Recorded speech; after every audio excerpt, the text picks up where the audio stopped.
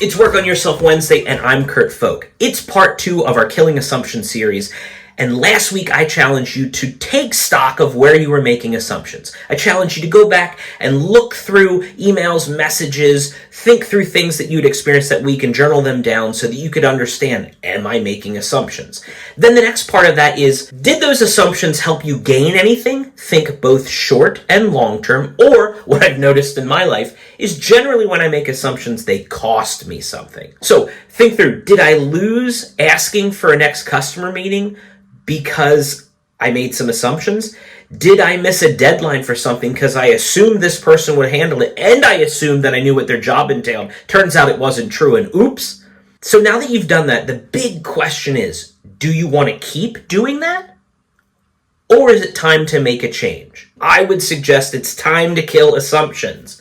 They're not helping you. All right, we can do a deeper dive on the YouTube version. So there's a couple bullet points that I don't have time to go through on LinkedIn, but here's a couple things you should think through. You should think about questioning everything. When you question everything, it means that you're not making assumptions. You're probing to ask more and to get more out of it. Listen, I tick people off all the time because they ask me for help or advice, and I ask them a list of 10 to 15 more questions. Ask my colleagues, it drives them nuts.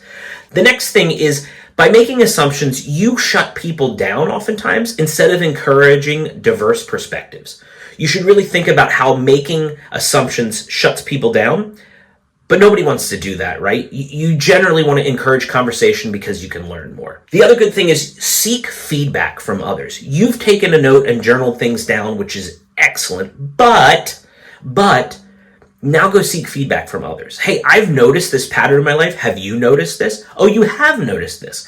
Can I include you as to things I'm thinking through to help me stop this pattern in my life? Lastly, stay curious, right? I've been talking about that already, but you gotta cultivate a mindset of curiosity and continuous learning so that you can remain open to new ideas and new things. This might look like sitting with different people at lunch. This might mean going out with different groups of people where it's going to challenge some of your assumptions and realize, oh, they're actually good people. They just think a little bit differently than me. I probably need to learn a little bit more and ask more questions. Being curious.